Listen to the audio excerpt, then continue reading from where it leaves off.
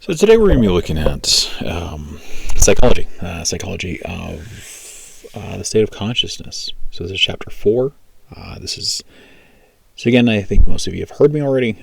I'm Mr. Barber, your instructor. So without further ado, we'll continue. So here is a brief element of the mind.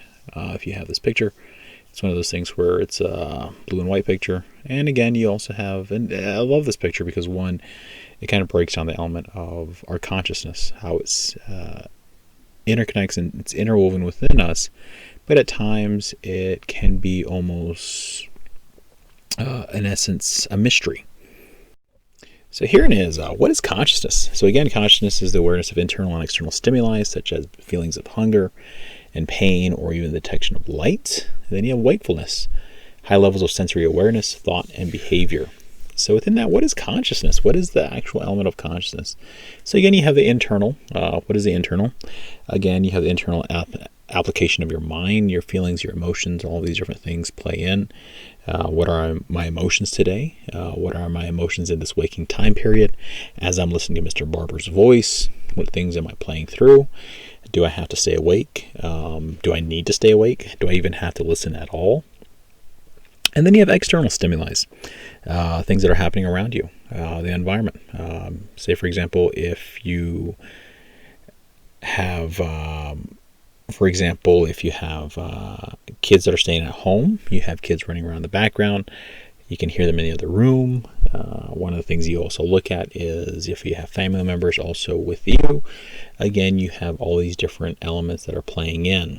So now wakefulness. What is wakefulness? So again, that's the high levels of sensory awareness, primarily within your thought and your behavior. So again, your sensory awareness, you know your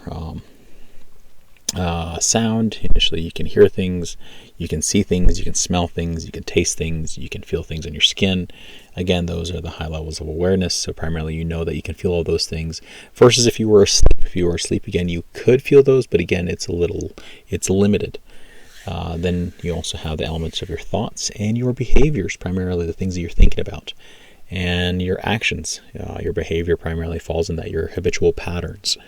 So again, you have a little picture down there. Sleep, which we all experience, is a quiet and mysterious pause in our daily lives. Hopefully, that's the thing, is we're hoping that's what it is. Again, you have different individuals who, say for example, have trouble sleeping. Again, we'll talk about that at a later time within this presentation. But again, we'll kind of touch base at a later time. So moving forward. So the biological rhythms. So what are they? Initially, you have an internal cycle of biological activity. The fluctuation of body temperature. Say for example, when you're going to sleep, your body temperature lowers. Within that, you have an individual, say for example, the menstrual cycle. Again, those are all biological activities that happen within your body, as well as your level of alertness. Say for example, for individuals, you have people who initially, at times, are early risers, and they'll start the day. They love the morning. They love they initially enjoy being awake. But then after a while, as the day goes on, it begins to taper off. Then you have other individuals who are the opposite.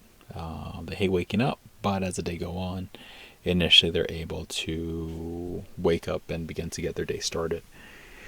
So here you have the circadian rhythm. Primarily, it's a biological rhythm that occurs over approximately 24 hours, generated by the suprachiasmatic nucleus. So the SCN. Initially, it's the sleep-wake cycle. One of our main circadian rhythms is linked to our environments. In other words, the natural light-dark cycle. Within that, what controls our biological rhythms? Within that, you have the hypothalamus to thank for that. Primarily, it's the portion of your brain that allows for homeostasis, the leveling out, making sure that everything is even keel. Again, the tendency to maintain a balance, because if there is an imbalance, what can happen is it can lead to additional disruptions in your day. So primarily it works within the optimal level within a biological system. So herein you have the circadian rhythms. This chart primarily just breaks it down in terms of, it illustrates the circadian change in body temperature over 28 hours in a group of 8 young men. So if you notice, 12 a.m., initially you'll see a drop in terms of body temperature.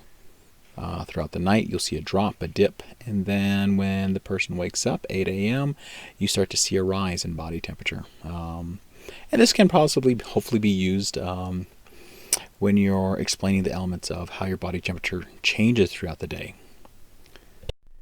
So again, here is the suprachiasmatic nucleus. Primarily, it's located in the hypothalamus. It serves as the brain's clock mechanism. Again, if you have any injury to that, again, it disrupts your clock mechanism, can lead to other elements and also other ailments. Primarily, the clock sets itself with light information received through projections from the retina, so your eyes, allowing it to synchronize with the outside world. And a while back, I don't have that brief video, but a while back there was an individual, there was a commercial that was sponsored. And within that commercial, it had an individual who was blind, and so as they were blind, initially it disrupted their circadian rhythm, because initially the retina was not there to initially reset itself. So again, they were utilizing, I forgot what drug they were using, but initially it allowed for that level. I believe it was a higher level of melatonin to allow for a level of resetting the initial clock itself, the brain's clock. So again, that's one of the things you always notice is the element of how our bodies and also our minds our brain is interconnected. So now the melatonin and sleep regulation. Again, our sleep-wake cycle is also regulated by other factors. And one of the other factors, or one of the other hormones, is melatonin. Again, it's released and stimulated by darkness, primarily making us sleepy, and inhibited by daylight. Again, it's released by the pineal gland. Again, within that, you have sleep regulation. In other words, the brain's control of switching between sleep and wakefulness, as well as coordinating within the outside world. And primarily, that's what we're working with in the environment. And initially, that's one of the things you're always looking at is if, say, for example, if I live in different regions, again, this can impact me, and therefore it can disrupt my ability to get a good night's sleep.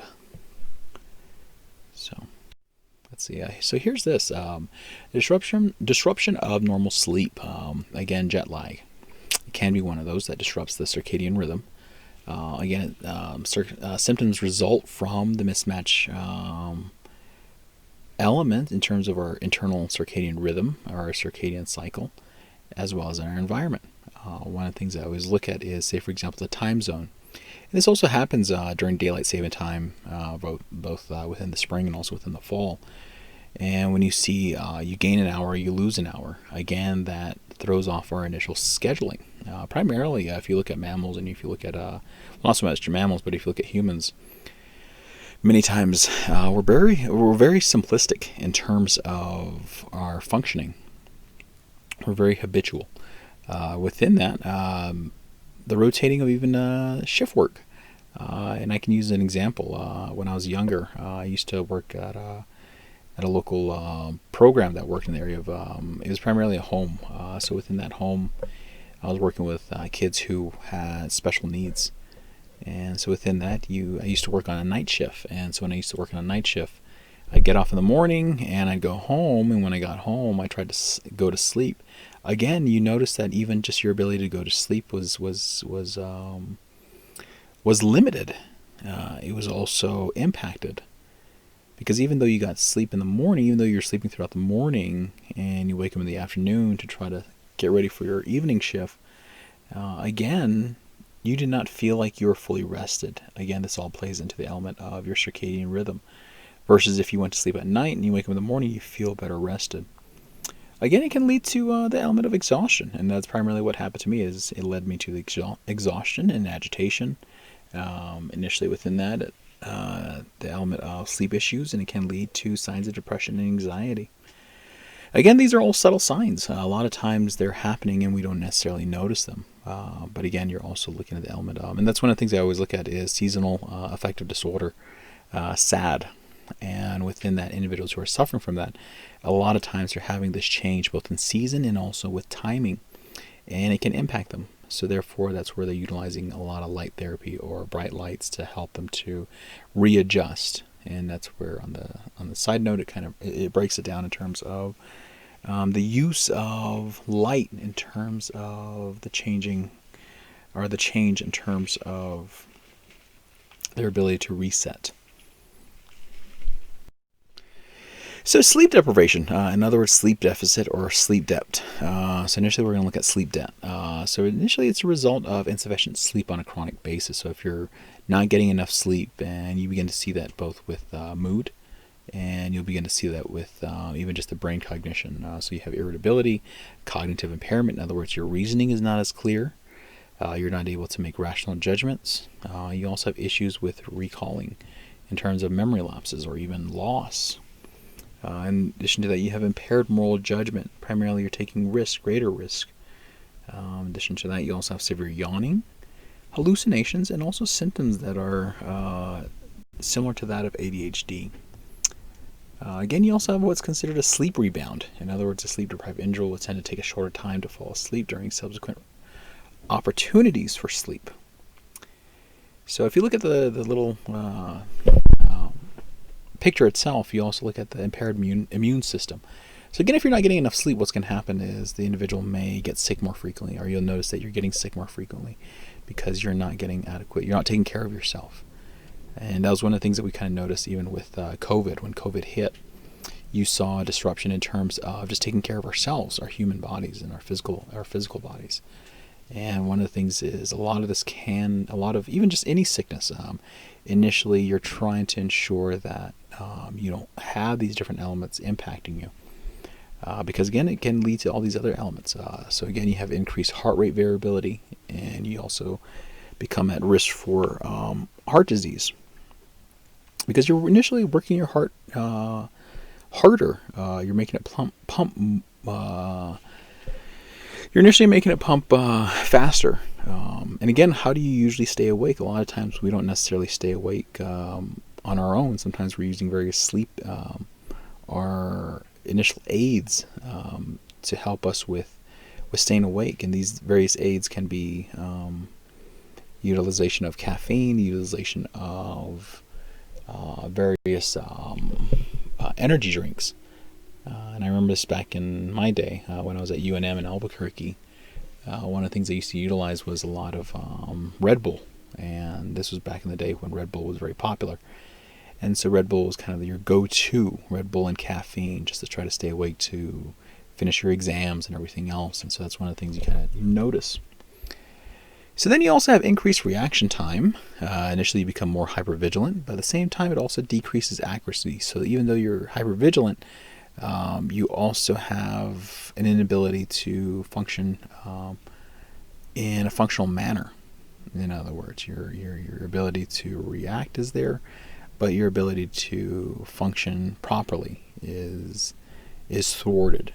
Therefore, you also have tremors and aches, muscle aches, pains here and there within your body. And then also it can lead to growth suppression.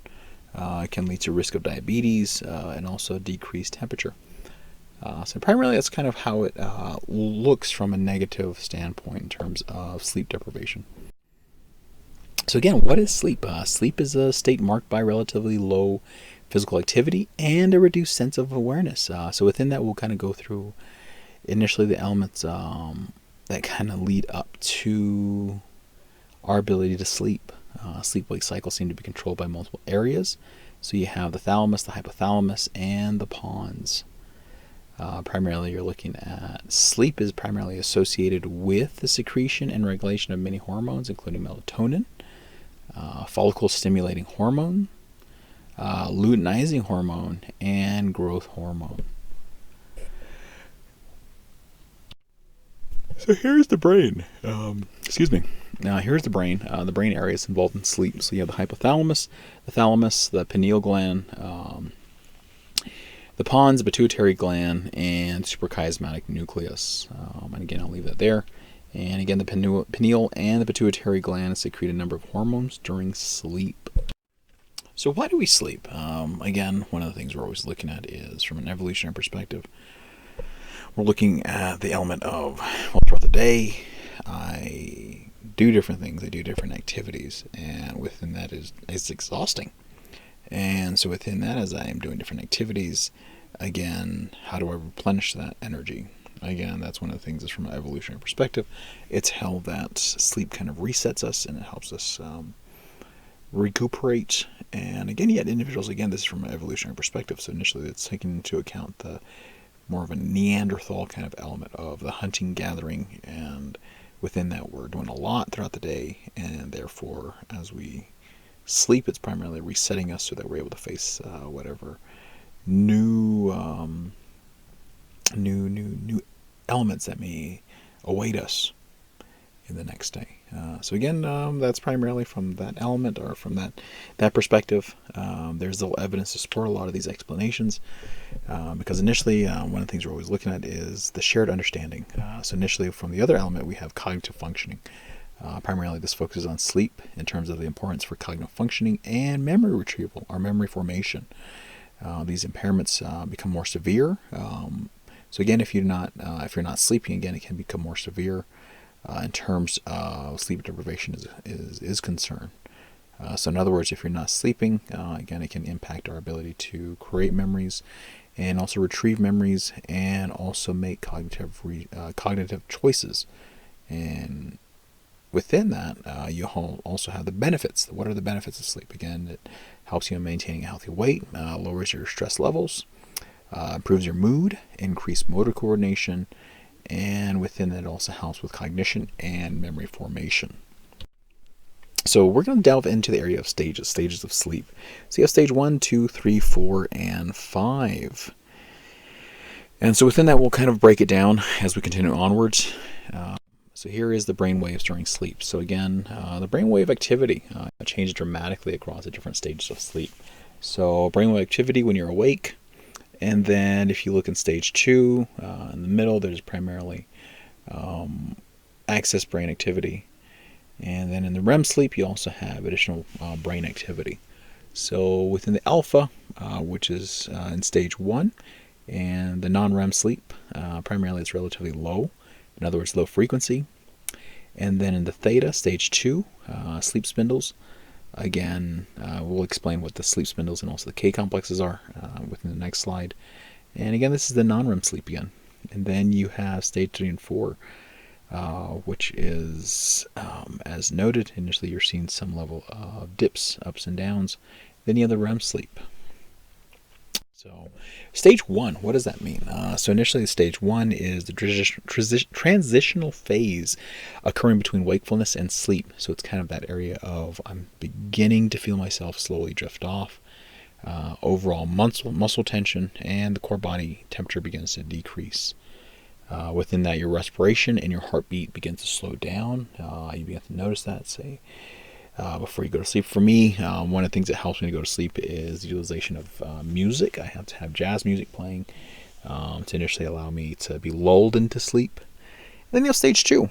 The body goes into deep relaxation, characterized by the appearance of both sleep spindles and K complexes. So the sleep spindles, in other words, rapid bursts of high-frequency brain waves.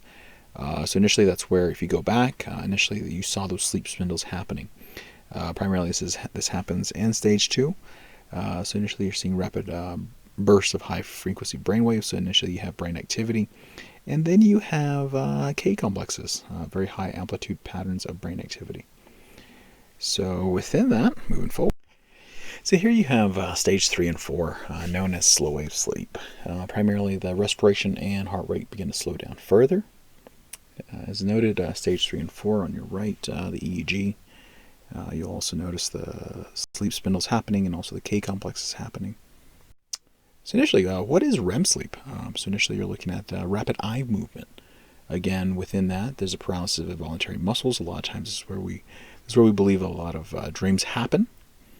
And within that, you'll also notice, say for example, when a person's sleeping, you'll notice when the eyelids are closed, you'll see the eyes moving and darting around, and primarily within that, that's when we know that individual is sleeping, also having a dream. Within that, if you look at the bottom of figure 4.12, A period of rapid eye movement is marked by the short red line segment, which looks very similar to brain waves seen during wakefulness.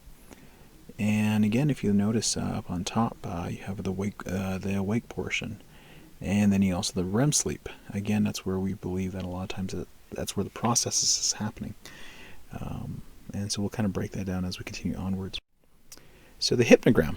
What is the hypnogram of sleep? Again, I like the little the colorful diagram because initially it kind of breaks it down a lot in a more detailed, well, not so much more detail, but it kind of breaks it down in a more colorful manner, but it also allows you to have a better understanding of what's happening.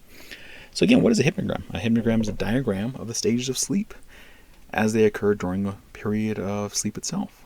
The hypnogram illustrates how an individual moves through the various stages of sleep. So if you look at the colorful hypnogram, you'll notice the areas where an individual is awake, and then also where periods where the individual, and so if you look at the pink, these are portions where the individual has, the wakefulness has applied. So initially the individual has woken up at various points throughout the night. Then you have the light. So that's primarily where the green is. So initially you have individuals in that realm. Again, it's a level of light sleep.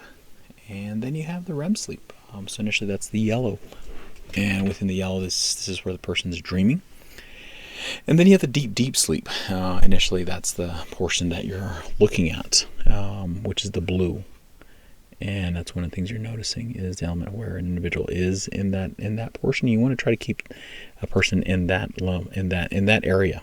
You don't necessarily want to have them constantly in the waking portion. You don't want to have them constantly waking up throughout the night, because if that's the case, then you wonder what is happening. Are there things happening within as the person's sleeping, or are there various stressors that are happening? So initially you're looking at those elements. So now, what is dreams? So initially dreams, there are many forms, there are many theories on the meaning of dreams that vary across different cultures and periods of time. So I'll just kind of break it down in terms of Sigmund Freud, Carl Jung, and the primary research that we initially look at within today's society. So Sigmund Freud primarily looked at it from the manifest and the Lacan outlook. So the manifest constant is primarily what you dreamed of. So initially, say for example, if you slept, as you sleep, initially you're going to dream, and as you dream, you may have unique dreams. And then when you wake up, you remember those dreams, and as you remember those dreams, you're relaying it. So initially you have the main message of the dream. Then you're just trying to break it down, try to interpret the dream itself, and that's where the latent content is, the hidden meaning behind the dream. Why is this happening? Why is that happening? I'll give an example. Say for example, as you sleep, you like to go fishing, and so initially you dreamt that you went to Wheatfields Lake, and as you're at Wheatfields Lake, suddenly you pull out 5 small fish, but all of a sudden you notice over to your right there's another individual with you at the lake, and that individual pulls out a large fish, and you're looking at thinking, what is going on? How come I only got 5 small fishes, and this individual got the large big fish? And then you kind of break it down, saying, okay, what is happening? Is there a hidden meaning behind it? Or is it just simply just a dream about fish? Or did I watch Finding Nemo the night before? Or is there a hidden meaning behind it? Are the 5 fishes, or the 5 fish, not fishes, but the 5 fish, are they a meaning of the 5 work days? And at the end of the 5 work days, does it feel like I'm only getting so much for the work that I do, versus the person who, apparently the individual that's beside me, maybe it's a reminder of somebody that we met in our waking hours. And within that, say for example, it's an individual that you met, and it might be a person that only works for a couple hours in one day, but their initial paycheck is a lot larger in comparison to yours. And again, that's what you're looking at. You're looking at the hidden meanings. What is happening? What is going on? So within that, you also have Carl Jung, the collective unconsciousness element. Primarily his theoretical repository. He looks at it from the theoretical element that, one, we have a repository of information that is primarily shared across different cultures. And within that, that's primarily what we're looking at is Is a dream about an owl, is that an omen? Because if you look at other cultures, maybe dreaming about owls indicated an omen. And so those are all the different elements that you're kind of looking at. Again, we're looking at dreams. I'm not necessarily indicating various omens, but I'm trying to just bring a point across of the element that there are some collective elements that are culturally significant across various spectrums. So within that, what are the research? The research within dreams. So dreams may represent life events that are important to the dreamer. Again, that's where I look at it from that angle. Dreaming may represent a state of proto-consciousness, in other words, a virtual reality, to which I'm able to play out my day and make different choices throughout that dream. Again, you have also what is considered lucid dreams. In other words, certain aspects of wakefulness are maintained during a dreaming state. In other words, a person may become aware that they are dreaming. So within that dream, I don't know if you've ever seen the movie Inception, A Dream Within a Dream. But you begin to notice things. You begin to notice that, one, you are in a dream. You begin to make choices within that dream. Within another dream, say, for example, you try to run away from a dangerous creature in your dream. But suddenly in this dream, in this lucid dreaming, suddenly you're able to actually get away. And again, that's where we're looking at the lucid elements within that. So now we're going to look at insomnia. What is insomnia? Again, it's defined by the difficulty or even the inability or even the ability to not stay asleep. Again, it lasts for at least 3 nights a week for at least 1 month. Again, this is looking at the elements from more of a clinical outlook. Again, it is considered the most common sleep disorder, may be associated with symptoms of depression. One of the things we also have to realize, if we utilize clinical terms or even clinical words, like, say, for example, depression or insomnia, again, we're having to take into account the meaning behind it in terms of the categorization. Again, sometimes, and I think we kind of throw the word depression a lot around in terms of, say, for example, if we're not feeling that great that one day, we're feeling kind of sad, kind of low, we're feeling blues, and we're like, you know what, I'm feeling depressed. But again, you're also, if you're going to utilize the term depression, you want to make sure that you're following the guidelines in terms of fully expressing what is depression. Because again, you also notice the element that, you have a lot of individuals going around utilizing, I think I have this, and this, but if you look at it from a clinical model, you're always trying to make sure that you're understanding the full verbiage of the word itself. So within that, we'll go back to insomnia. So now, what are the contributing factors? Again, it can be age, drug use, exercise, even mental status, and bedtime routines. Say, for example, if before you go to sleep, suddenly you have a large cup of coffee, will that impact your ability to go to sleep? Yeah. Because now you have caffeine in your system, and primarily your body is not able to shut it off. And then you also have elements of your mental status. Am I actually going through depression? Am I going through anxiety? Or am I going through different elements of my mind? And did I have a recent breakup? Or did I have this, or this? And do I have an interview in the morning? Or do I have to make a large presentation in the morning? So all these can play into our mental processes. So now, what are the treatments? Again, I won't go too in depth with this, but I'll kind of just glean over it. So again, you have the stress management techniques, deep breathing exercises. Again, I'm a big advocate of utilizing more of a therapeutic element in terms of psychology, in terms of treating a lot of symptoms. Therapeutic meaning one without outside of the use of drugs. Because initially I'm always a big advocate for that, because one, I want to make sure that you're able to overcome it utilizing various structures within your therapeutic techniques, therapeutic toolbox. So now, changes in problematic behaviors that can contribute to insomnia. Again, life changes, even changes in, say, for example, if you have a habitual pattern of alcoholism, and suddenly you say, you know what, I'm going to quit drinking, I'm going to go cold turkey. Can this impact me? Yeah, because again, you're going through withdrawals, you're going through all these different elements, and again, that's one of the things that can also impact your ability to go to sleep. So then within that, you also have cognitive behavioral therapy, which focuses on cognitive processes and problem issues. So parasomnia, what is that? One, it involves unwanted motor behavior or even experiences throughout the sleep cycle. Again, they can be sleepwalking. Within that, you also have REM sleep behavior disorder. Again, one of the treatments for that has been clonazepam. So initially, what happens is a person may have muscle paralysis when you go to sleep, but within REM sleep behavior disorder, you're not necessarily having muscle paralysis. It's not occurring. Within that, you also have restless leg syndrome. It involves uncomfortable sensation in the legs when trying to fall asleep that are primarily relieved by moving the legs. Again, you also have night terrors. Then you have individuals who may experience a sense of panic, as well as may scream or even attempt to escape. Again, this does occur during non-REM sleep.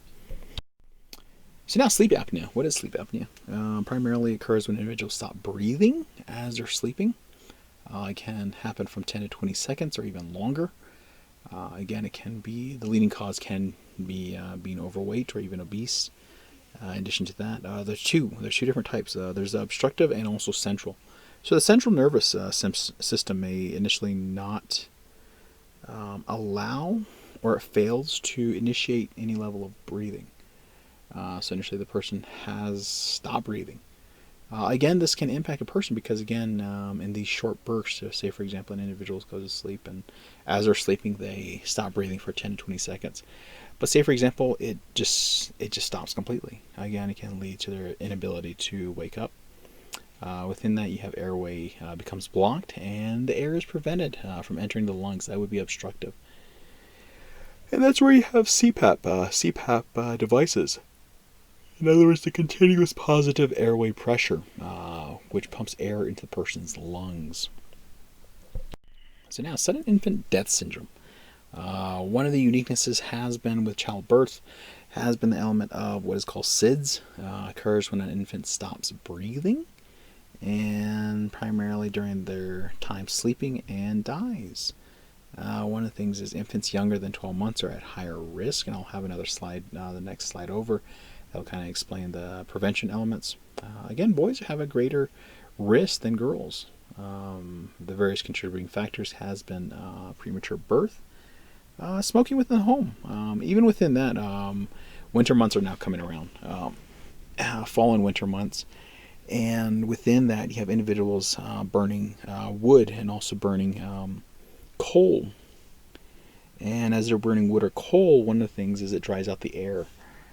In addition to that, it also leaves various elements of carbon dioxide, which can impact a child in terms of their inability to breathe.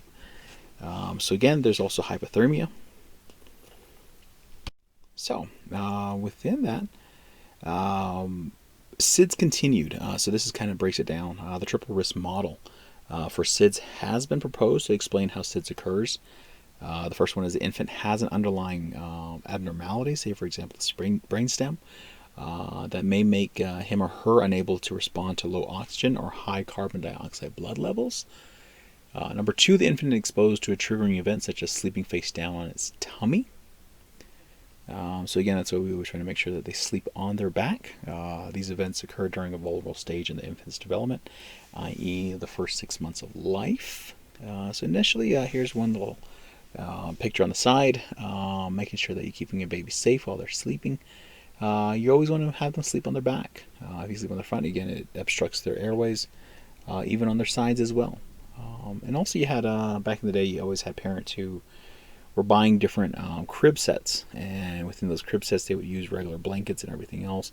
But again, the regular blankets can lead to the blanket wrapping around the child's neck or even getting caught in the airway. And again, that's one of the things you always want to make sure of. You want to make sure that the bed linen is fitted, and you want to make sure it's snug and tight. Again, you never want to have your child sleep next to you. And I know on the reservation it's one of those things where spacing is sometimes limited. That's where you have parents who initially will have their child sleep right next to them, and that can lead to various impacts because, say, for example, the parent may roll over onto the child, crushing the child, or the child may lie onto its side, and due to the fact that you were there, it may not have adequate airflow, and it can lead to the child's death. So here you have narcolepsy. It involves an irresistible urge to fall asleep during waking hours. So again, it's often triggered by states of heightened arousal or even stress. Shares many features of REM sleep, including the elements of cataplexy and hypnagogic hallucinations. In other words, vivid dreamlike hallucinations. Again, you also, for cataplexy, you have loss of muscle tone while awake, or in some cases, complete paralysis of the voluntary muscles. Initially, you have individuals, and I think there's numerous movies out there, or comedy movies that will kind of utilize narcolepsy. But when you look at it from a psychological element, you're looking at the concern. A lot of times you're looking at the concern for the well-being of the individual. Because again, if you have an individual who suddenly goes to sleep when they're highly stressed or their arousal is heightened, again, the concern is you don't want this individual going to sleep at times when they could put themselves in danger. Say, for example, if they're driving and suddenly their stress levels suddenly rise as they're driving, suddenly they go to sleep, or they initially fall asleep during that time. You don't want them to be coming towards you in oncoming traffic and stuff like that. And again, that's one of the things. One of the areas is treatment has been the use of psychomotor stimulant drugs to initially keep them awake. So herein is the Bible of psychology, the DSM-5, and this is the most recent revision. So this is the most recent model that initially we're utilizing. And so within that, you're looking at substance use disorders. So what is the use of the DSM-5? Again, it's just a categorization, but it's primarily used for insurance purposes. But it also helps with having a better understanding of various disorders. Again, looking at substance use disorders, again, it is a compulsive pattern of drug use despite negative consequences. It involves physical and psychological dependence. So what would be a physiological dependence? Primarily, the normal bodily function is disrupted, and withdrawal upon sensation of use. So if a person were to stop using an initial drug, initially they may go into an area of relapse, become hypervigilant. They may end up becoming very belligerent, and they become very moody, and all these different elements. So say, for example, if a person's and that's one of the concerns. Say, for example, what would be the best example? Substances, alcohol. If you utilize and dependent on alcohol, you also have withdrawals. That's the reason why you have individuals that go into detox, and when they go into detox, you're trying to allow the individual to be weaned off of alcohol, and it can be impactful to the individual. The individual gets sick, they feel like they're dying and everything else. And again, that's one of the things, that's the reason why we look at those impacts of the physiological dependence. And the psychological dependence would be the emotional need for the drug. So initially you feel like in order for you to conquer your goals, in order for you to conquer your day, you have to have that initial substance to get through the day. And so then you begin to look at the tolerance elements.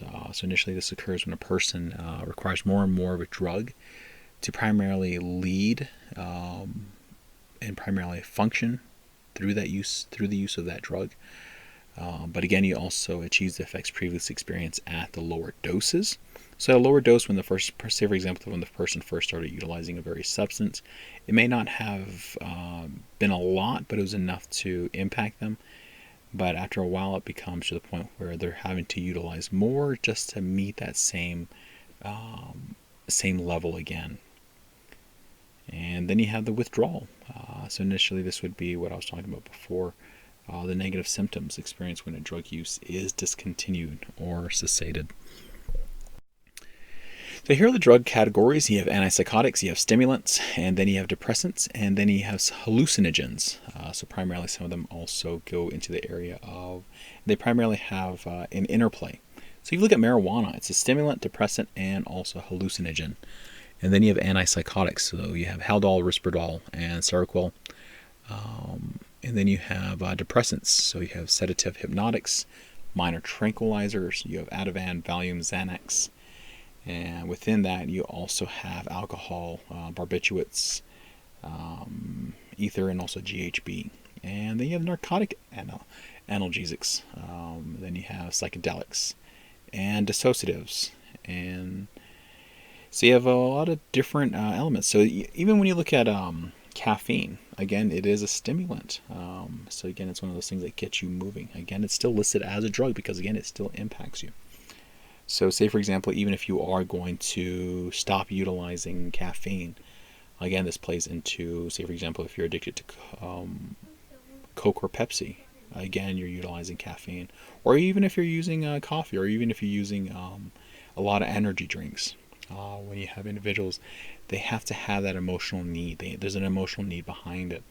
And I kind of see that even when I go to, say, for example, Bash's or even Walmart, and you see individuals, even young individuals utilizing energy drinks to get through the day. And I'm like, wow, you should already have enough energy. But again, it also comes to the area of that dependence already.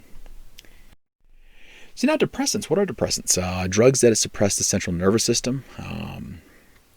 Again, these include alcohol, as well as barbiturates and benzodiazepines. In other words, anti-anxiety medication, as well as anticonvulsant medication, which are the barbiturates. So then you have alcohol. Decreases reaction time and visual acuity. Lowers level of alertness. Reduces behavioral control and can result in complete loss of consciousness. Again, this is where you're starting to see the tolerance building. And as the individual becomes more tolerant of various of the lower elements of the drug, they're going to become more and more and more to the point where they initially have blackouts. And within those blackouts, those are very unique because they can become very dangerous. Because when I used to work with inmates, one of the things you also talk about is the element of various depressants that they were using, and they would talk about that. They would say, yeah, I got so blacked out drunk that I don't remember getting home. I remember blacking out, but I don't remember going all the way and getting home. And the fear for a lot of them was the element of, what if as I was going home I hurt somebody along the way? Or what if I got into my vehicle and I drove home and I don't even remember it, and I may have hit somebody, or I may have caused this, this, and this. So again, that's one of the things you're always looking at, is the impacts. So herein you have GABA. So in other words, the gamma aminobutyric acid, which is an amino acid produced naturally in the brain. So primarily GABA for short, functions as a neurotransmitter, which facilitates communication among brain cells. Primarily the big role in the body is to reduce the activity of neurons in the brain and central nervous system, which in turn has a broad range of effects on the body and the mind. So again, you can see GABA as primarily as a brakes. It's brakes of the brain. It is the body's most important inhibitory neurotransmitter, which means it lowers the activity of neural cells in the brain and central nervous system, having the effect of moving the brain and the body into lower gear. Primarily, the effect is inhibiting neural activity, to which GABA facilitates sleep, reduces mental and physical stress, lowers anxiety, and creates a calmness of mood. Again, you have a little illustration on the side. GABA also plays an important role in regulating muscle tone. In combination with glutamate, the body's most important excitatory neurotransmitter, GABA is an important contributor to the body's overall mental and physical homeostasis, aka balance. So now stimulants. What is a stimulant? And primarily this can be an increase in overall levels of neural activity. Primarily these are dopamine agonists, which work by preventing the reuptake of dopamine. So primarily dopamine activity is associated with a reward and craving. Therefore, these drugs can be highly addictive. You have cocaine, you have amphetamine, you have MDMA.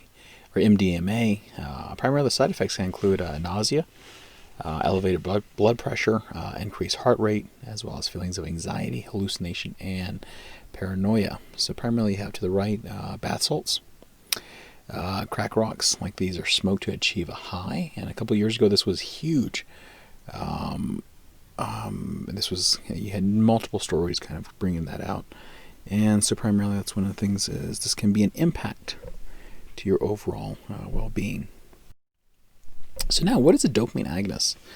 Again, different signaling molecules are used by individual parts of the brain, primarily allowing them to carry out their function. For example, dopamine is used by the substantia nigra to send messages to parts of the brain that control movement. But again, why is this important? Why is dopamine agonist important? Well, again, it helps explain the main difference between the dopamine the brain produces and dopamine agonists. So initially what the brain produces and also what is manufactured, again, there is a difference. So initially the natural dopamine will activate any of the dopamine receptors in the region of the brain where it is released, whereas dopamine agonists are unable to target specific locations, but are able to be more selective and activate specific dopamine receptors. So again, many of these drugs act as agonists, as noted before. So you have cocaine, you have basalts, primarily within that. They act as agonists of the dopamine neurotransmitter. So primarily they bond to it. Therefore, it creates a dopamine activity, which is often associated with reward and craving. Therefore, drugs that affect dopamine neurotransmitters often have abuse liability. So again, as one of their mechanisms of actions, cocaine and amphetamines block the reuptake of dopamine from the synapse into the presynaptic cell. So you have presynaptic, postsynaptic. This results in a larger amount of dopamine in the synapse. So now looking at nicotine and not cocaine, caffeine. So caffeine and nicotine are also stimulants. Again, you have caffeine. It involves antagonizing adenosine activity, increased levels of alertness, and arousal. Nicotine, on the other hand, interacts with acetylcholine receptors. It is highly addictive, and it plays a role in arousal and reward mechanism. So within that, within nicotine, again, it can be found where? A lot of times we can find that in cigarettes or even within vaping products. And within that, it can impact your overall health in terms of the neurotransmitters.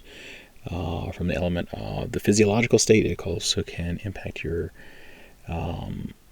stress cycles and also sleep cycles. So initially, that's one of the things you always look at.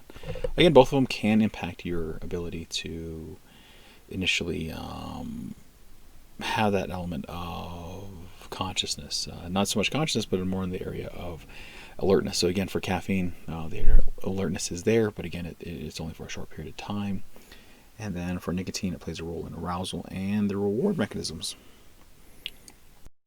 So now opioids. Opioids serve as analgesics. In other words, they decrease pain through their effect on the endogenous opioid neurotransmitter system. Again, you have opioids that are highly addictive. You have heroin, morphine, methadone, and codeine. A lot of times you have individuals becoming addicted to morphine and also codeine, as well as methadone. And you have individuals who also become addicted to heroin. So all these can be impactful to your health. So now you have hallucinogens. So again, hallucinogens are, there's various types. You have, again, a lot of hallucinogens can involve vivid hallucinations. It causes change in sensory and perceptual experiences. And then in addition to that, you have mescaline and LSD, serotonin agonists, PCP and ketamine. Primarily within that, you also have, so within that, you have medical marijuana. Medical marijuana shops are becoming more and more common in the United States, as well as even on the reservation. That's one of the things you also that you can see that was in the news a couple months ago. So within that, you have psychedelic images. Like these are often associated with hallucinogenic compounds. So within that, moving forward, other states of consciousness, in other words, hypnosis. One of the things is a lot of individuals, when they utilize hypnosis, we use it for the area of therapy, hypnotherapy, but you have individuals who look at it from the angle of, well, one, I can hypnotize somebody and they will cluck like a chicken. Primarily one of the things that is disquelling, or not disquelling, but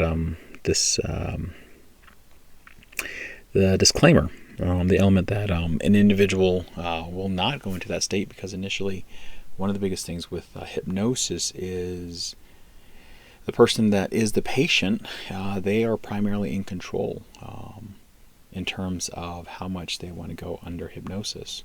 And within that's one of the things we always we had to reiterate. In addition to that, you don't necessarily do hypnosis without the proper training, as well as the proper informed consent aspects. So now, what is hypnosis? Hypnosis is an extreme focus on the self that involves suggested changes of behavior and experiences. So primarily within that, you're utilizing relaxation. So initially for me, I utilize a lot of what's called rhythmic meditation, or even rhythmic patterning. So say, for example, even from a traditional perspective, what do you utilize for rhythmic? One would be the utilization of drums, so the constant beating, and so within that you would be put under. Initially, even within that, say for example, for individuals who are highly stressed, one of the elements has been to utilize rhythmic patterning. So it would allow an individual to look at a pattern, and as they're looking at the pattern, they would follow that pattern, so it lowers your level of agitation. So again, has been used to draw out information believed to be buried in someone's mind. From psychology and law perspective, we did talk about that in my psych and law course that I teach. One of the things that we looked at was the utilization of hypnosis to allow a person to retrieve memory.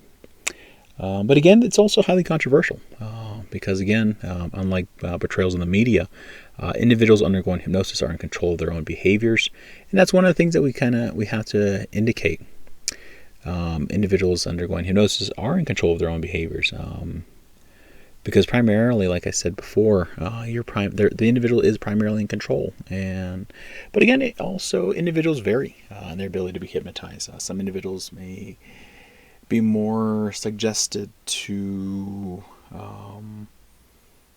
submerge themselves farther and farther into hypnosis, versus another who simply say, you know what, no, I'm not feeling it.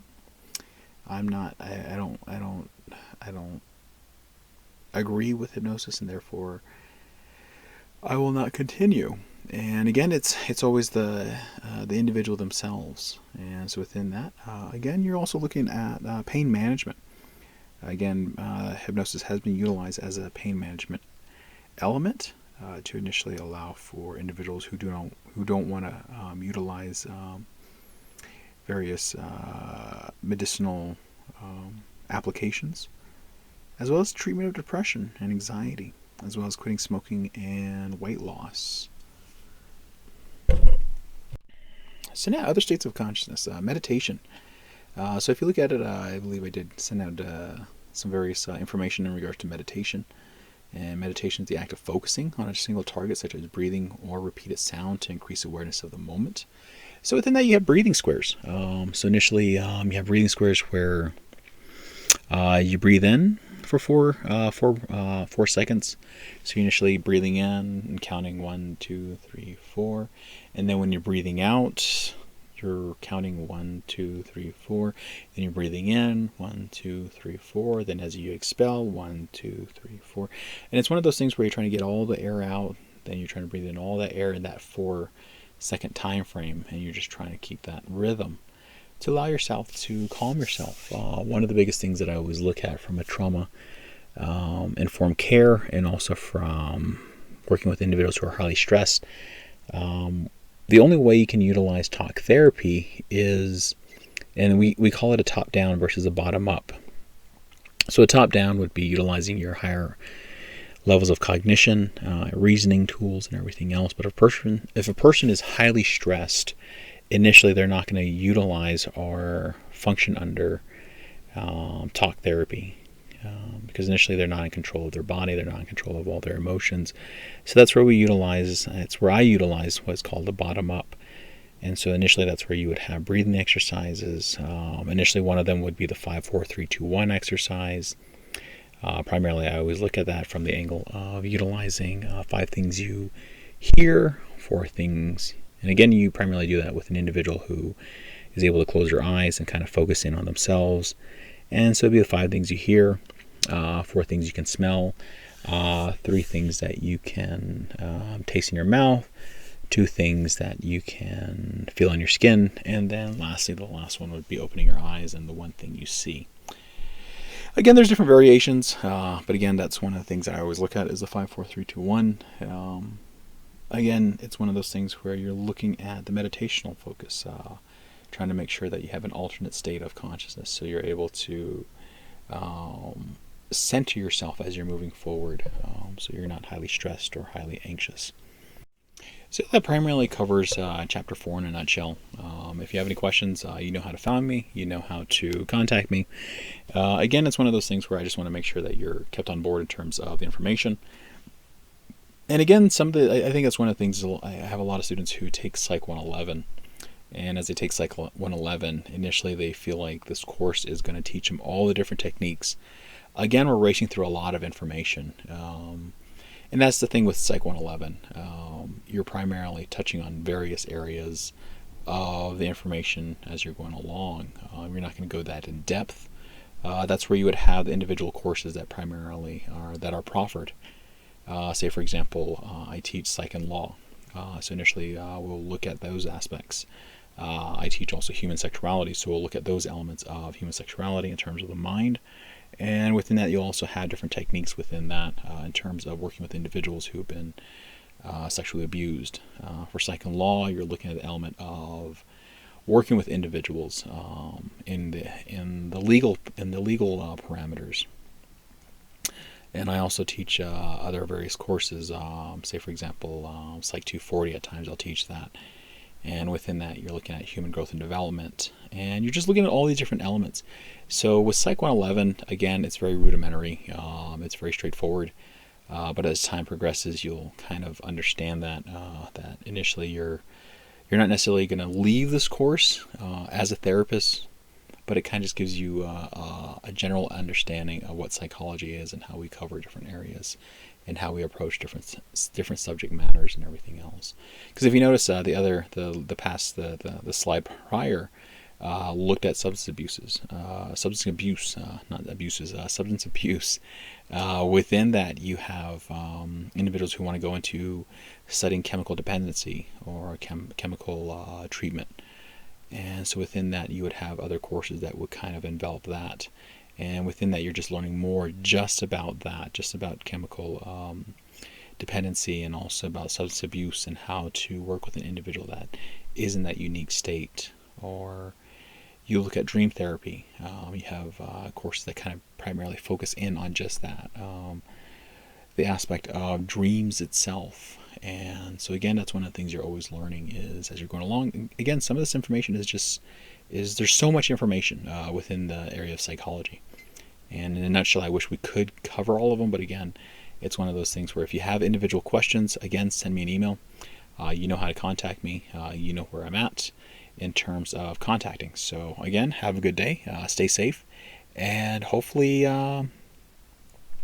this kind of helps in terms of answering some of those questions about dreams and also the element of the conscious mind. So have a good day, and we shall meet again, hopefully, and have a good day. Bye.